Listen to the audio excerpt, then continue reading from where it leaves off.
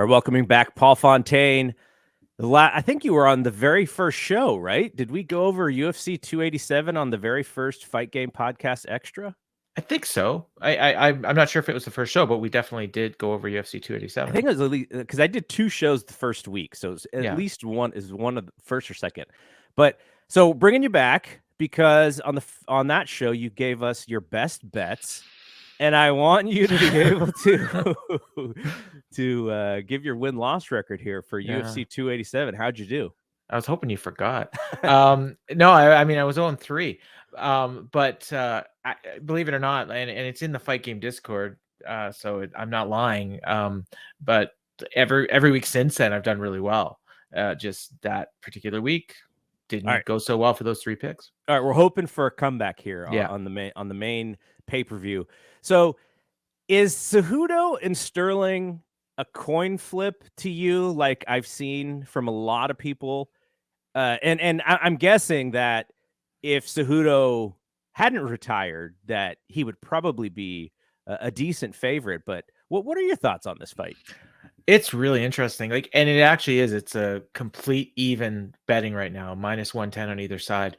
And Sterling is interesting because he's a very underlooked champion, and he kind of won the title on a fluke, where he Peter Yan was disqualified for illegal knee, and then his defense against Peter Yan, it was a split decision that most people thought that Yan won.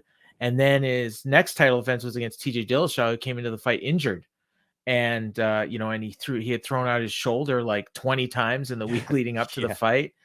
And he basically was fighting with one arm and got fit. So I mean, he's kind of like, people kind of overlook Sterling, but then you got Cejudo, who hasn't for 3 years, but both of them are on crazy runs. Cejudo hasn't lost since 2016, and Sterling not since 2017. So it is a coin flip to me. Like, I think, like you said, even up, if they were fighting 3 years ago, I think clearly Cejudo's the favorite, but he hasn't fought in 3 years, but he's been training, he's been coaching, he's he hasn't had the wear and tear on his body. So, I really do think, this is going to be a great fight. So the semi-main, Bilal Muhammad and Gilbert Burns. Muhammad is on a bit of a roll, though.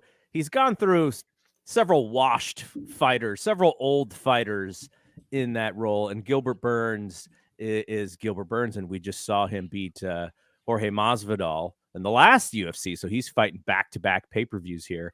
What are your thoughts about this one?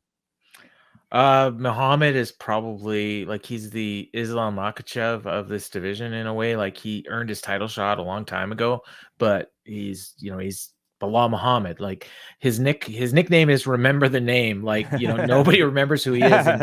And on our Fight Game on our podcast on Fight Game Media that Ryan and I do, like, when we first started, like, in the clinch, almost 3 years ago, I would always forget about Muhammad, and it wasn't even a gimmick. It was just like, oh, who is this guy again and stuff. And now he's, one of the biggest names in the division. And yeah, you mentioned, some of the guys he's beaten are, you could say wash, but I mean, Stephen Thompson is still a top guy, and he beat him, a couple of years ago. And washed was more just veteran guys who've been around for a lot, have been high quality fighters, but not, not in their prime anymore, I guess you could say. The really impressive one was his last fight, though, over Sean Brady, who is an up and coming guy, and he knocked him out in the second round. So I favor Muhammad in this one. Gilbert Burns just fought 3 weeks ago against Jorge Masvidal. This fight only came together like 2 weeks ago because the original co-main event, Charles Oliveira, got injured, and that fight against Beneil Dariush was moved to the Vancouver show next month. So, it's another really, really like close call fight. Like, these are, well, the top 3 anyways here are like really close, and then there's a few blowouts down the card, but it's not the most marquee of pay-per-views, but the main event is super interesting with Cejudo coming back after the long layoff. Okay, before we get to your best bets here for UFC 288, how are you going to watch all of this content?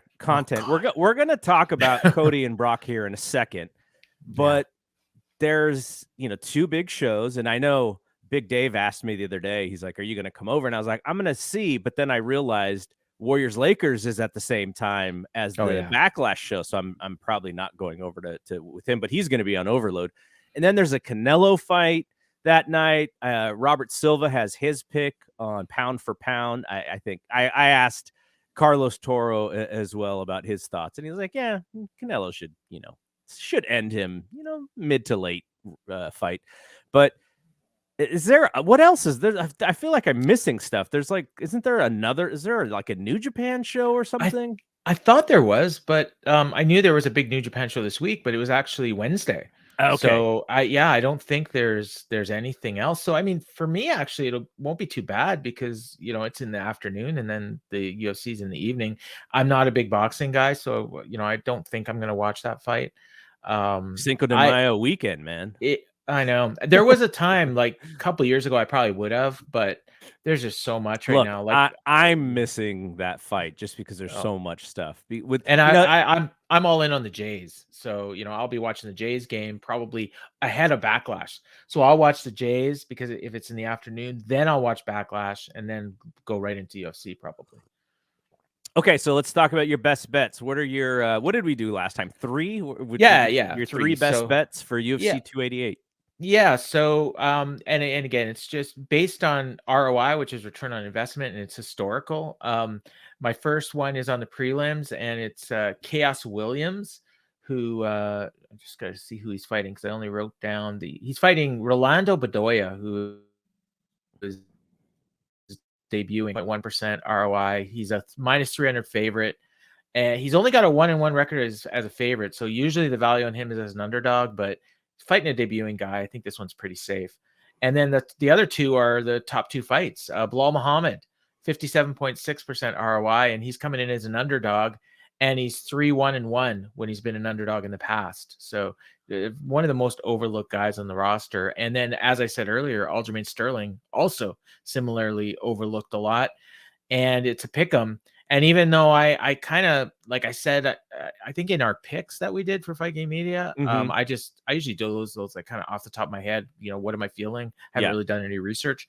And I picked Cejudo, but according to ROI, Aljamain Sterling, 92.2% ROI. So you're almost doubling your money. And it's explain that again, just because, sure. we'll do this for as I can't promise for every UFC pay-per-view, but we're going to try. But just explain it so that people, as they listen to these shows, understand your process and such on this. So for every dollar you bet, you're getting a profit of 92.2% on Aljamain Sterling based on the previous odds in his fights. Are there negative ROI fighters? Oh yeah. Yeah, I mean, and that's the thing. So on this particular card, there's 14 fights, and I have 2 of them where I'm not going to bet because both fighters have a negative ROI. Got it. But they're almost always a positive one, at least one in each fight. So I've done pretty well on these overall. Like again, when you're only picking the top 3, your odds of them all hitting are worse. But the more you bet, the more it evens out. And I'm sure there's, up and down, like you mentioned, the chaos fight, there's some easy wins where you probably have to bet a little bit more to get back, but you're pretty safe. Because even if you bet like he's a -300, so if he wins, that's only 33.3% on your money. So historically, he's actually done better than what these odds are. Yeah. Because if you lose, it's -100. Right. So yeah, exactly. So, and I usually put I'll do an even bet on every one of these fights, and it all evens out. So it looks like I'm an insane maniac because I'm betting, like $500 on these fights, but you're not losing them all. You never lose them all. So when you do these bets, you're betting strictly off of the ROI. You haven't gone like, you know what, the ROI says this, but my gut feeling is this. So you're very strict on this. I am, but I will occasionally take advice. And for instance, Ryan Frederick In the Clinch, before the last pay-per-view, he said, I don't say this often when it comes to betting, but put a big bet down on under 1.5 rounds and put a big bet on Pavlovich to finish. and I did both of those things, and I made a lot of money. Good on Ryan. So yeah, if Ryan gives you betting advice, take it. All right, let's change gears here for a second. Backlash is also happening on Saturday. And John and I on the Fight Game podcast, which you haven't listened to yet, so you haven't heard our take, which is why Nope. I'm interested in your take. Later today, probably. The main event I find to be very intriguing because there's not that many times where I watch wrestling and I go, wow, there seems to be real stakes in this match, like real world pro wrestling ecosystem stakes. Cody mentioned on Raw, he can't lose to Brock because then he's got to go all the way back to the bottom. And Brock is the big bad. He seems like, the final boss that you got to get through before you get to whatever. I'm just so intrigued at this match. Now, I fully expect this match to have tons of interference, not have a clean finish. Like, there's going to be chaos. There's going to be tables broken and probably chairs used and referees getting knocked out. I don't imagine this is going to be like a clean pinfall here. But do you beat Cody? If you're booking it, do you beat Cody? No. And you know what's funny is you say interference and all that, and my instant thought was from who?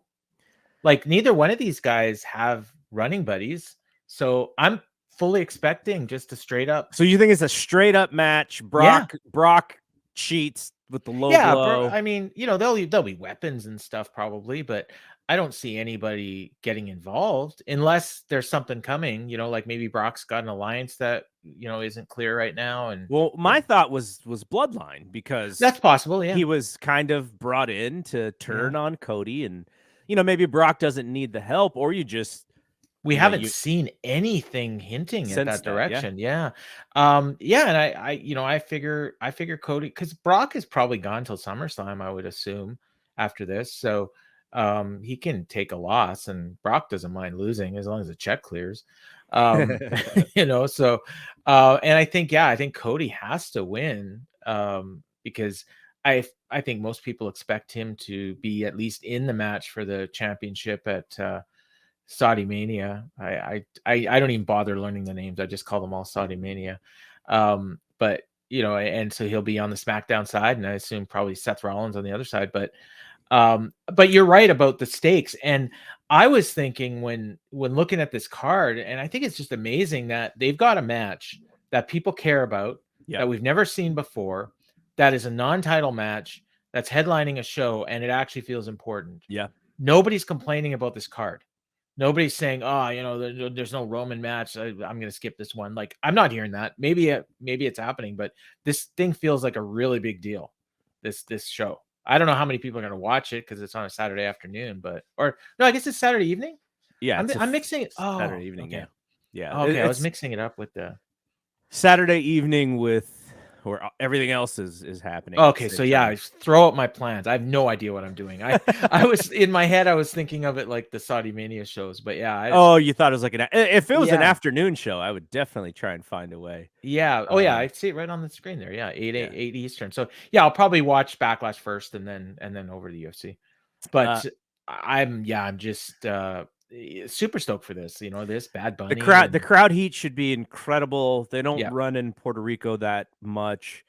First time in like 17 years, I think. Was it that one January New Year's Revolution or whatever? Yeah, with Batista did he win a Money in the Bank or cash in a Money in the Bank or something? Yeah, I don't remember the details. I just remember the time frame, because I thought that was like kind of a hot show. All right, is there anything, Day of Reckoning or something? Is there anything else on this show that you think is going to be must see? 6-man tag, maybe? Yeah, the 6-man tag should be fun. The 2 women's title matches, I think, will both be real good.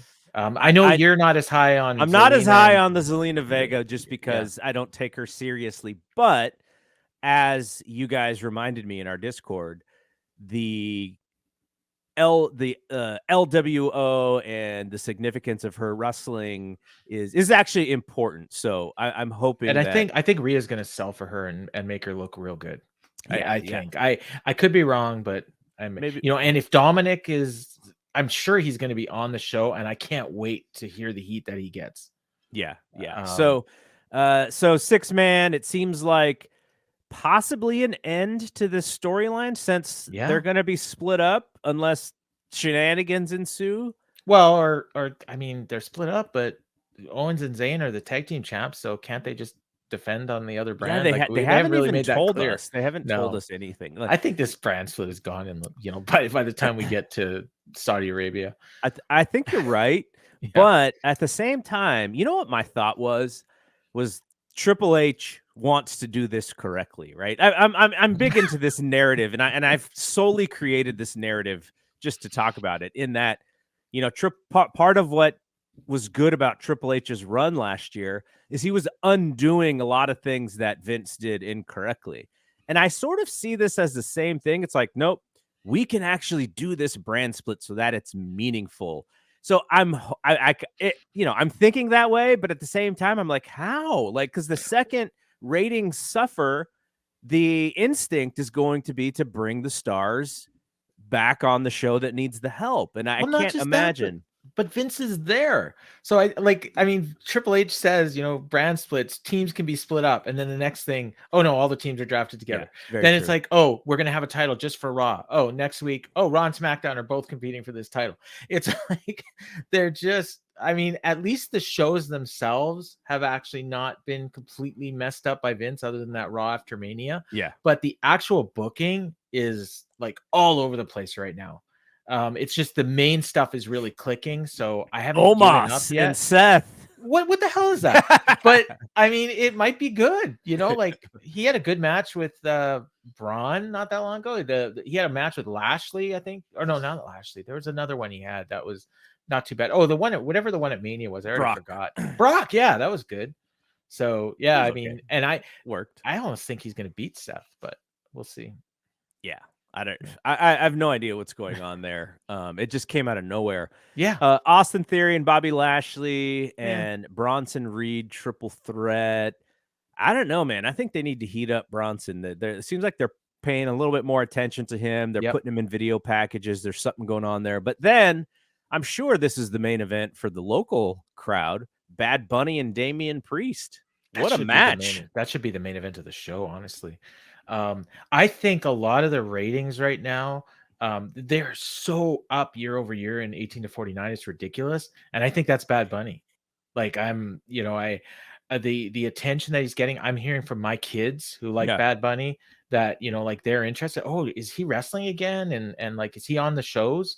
Like they're asking me, and I'm like, I honestly don't know. Like Have you he's looked wrestling have you on. looked into Dom Mysterio segments to see if there's any? No, I haven't. I haven't really, but I Because he's think the I one yeah. young guy, right? He's the one Mhm. young person, and paired with Rhea, who was also young, and it's Yeah. sort of this like father and son thing where that seems interesting. I'm wondering if there's Well, any. him in Theory is another one that's pretty young. So Yeah, but he's such a pansy in the ecosystem. yeah. Well, I know Dom's killing it. No, I haven't looked, but I think I would have noticed if because I'm such a Dom fan that if I had noticed spikes with Dom, I'd have been sure to point them out. So the fact that I haven't noticed it tells me that's probably not happening. But All right, my take from this show I did with John was that I think Brock can win.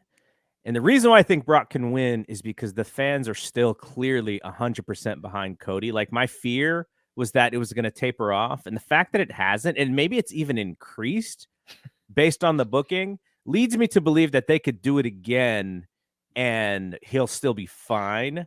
And John made a point that he doesn't even think Cody should be the first winner of this belt because he thinks it's sort of like the runner-up prize. And he thinks a heel should win it first, being the runner-up prize, and that could be Seth or whomever. Maybe it's Brock, who knows?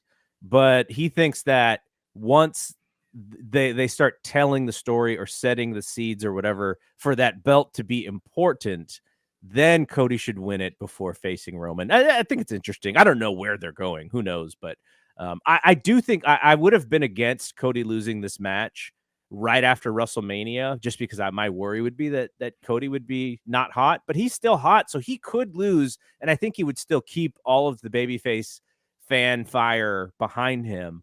But yeah, it's super interesting. That's why I really love this kind of match, because it's intriguing and things, it's sort of like that choose your own adventure book that we used to read when we were kids. It's like you go this way or you go this way, and you want to find out what happens in both scenarios. I'm very intrigued. Like, I would love to choose your own adventure. What if Brock wins? Where would they go? What if Cody wins? Where would they go? That's what makes this one intriguing to me. I had an idea in my head, and we can tie it back to what we originally talked about with UFC. You remember, I think it was GSP.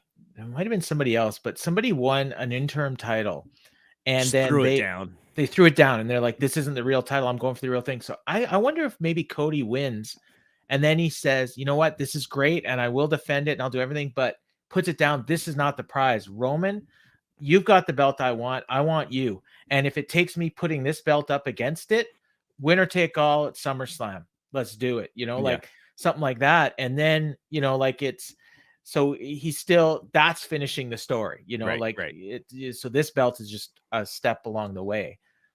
We'll see. Like I could see that happening too. But I could, I think that John's got a great mind for booking. So, if his idea is to not have Cody win, that's interesting too. Yeah, but John, the thing about John, the thing about fantasy booking in general is, we're doing it without a lot of data. We're doing it without having to then look at where where the places we're going to run in 6 months are. So, we can do that as hardcore fans without the reality of like running a company. So Yeah. I always like to say that caveat, because people seem to think that booking is easy. And I'm like, yeah, ideas, if you're creative, you can come up with many ideas, but there's so much other stuff that is kind of put into play that we don't have to worry about when we're talking about it. All right. So thanks for doing this. And we're going to have you back as many of these UFC shows as my schedule and your schedule sync up on the Fight Game Podcast Extra. I like doing this with you, and I like sprinkling in a little UFC and these really heavy wrestling shows. So thanks, Paul, and we'll do this again.